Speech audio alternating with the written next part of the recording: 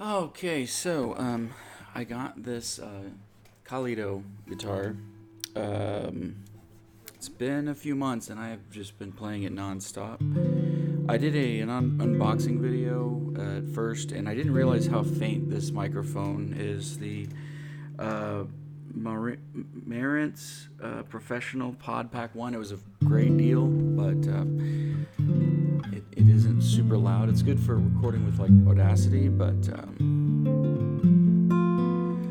I wanted to revisit the video, and there's a lot of stuff I didn't cover about the Calido guitar. The balance is amazing. You've got some very rich tones. This is the model with the solid cedar top, and I like to do kind of like bossa nova. And I was originally a bass player, so I really enjoy playing on these low strings. And I was going to give you an example of how balanced the sound is. I'm really, really happy with this guitar. I feel like it's worth even more than what I paid for it. And so let's see here.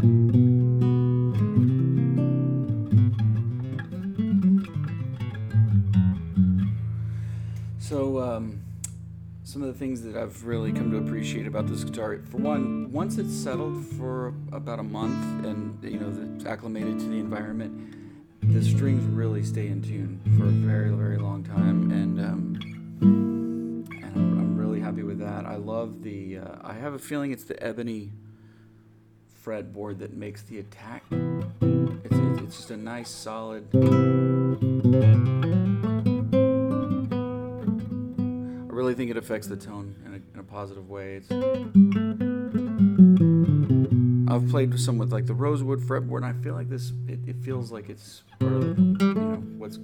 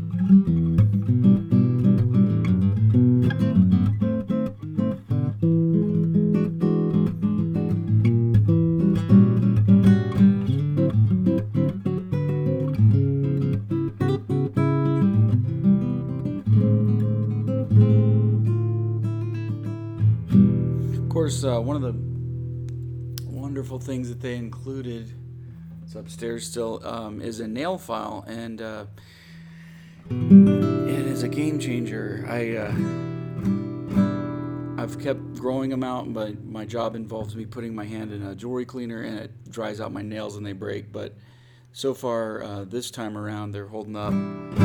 But if you haven't grown out your nails and shaped them, you're missing out, because if you want to pick, it just makes a very different. And of course, that's going to affect the attack as well. But it's been a great joy. I'm glad I didn't really mess with the action on this. They really had set it up to the exact specs that one might want for a classical guitar, like to the micromillimeter. They really paid attention to that, and they even included a note, saying, look, I know you wanted it set up low, but this is really where you want it. And sure enough, like, the sustain is awesome.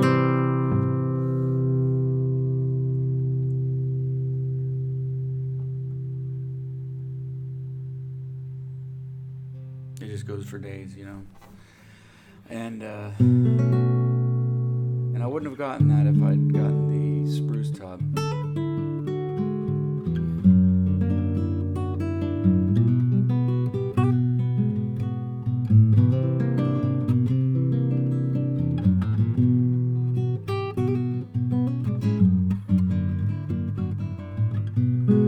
So yeah, I just felt like I needed to revisit this.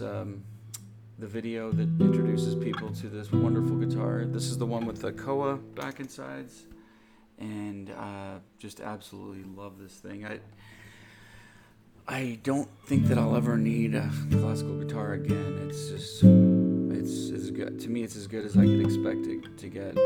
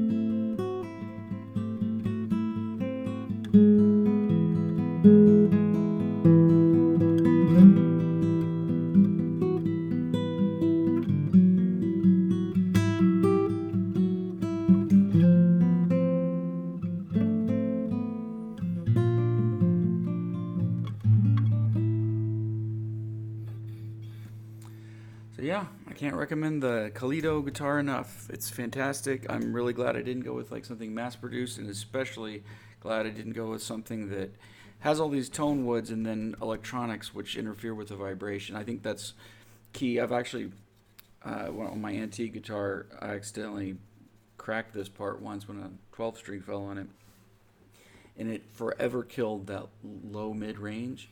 And I'm just enjoying the heck out of that low sound on this. So yeah, can't say enough good things about this. So if you want a dark timbre, this is fantastic. So yeah, all right, well, have a great one. Thanks.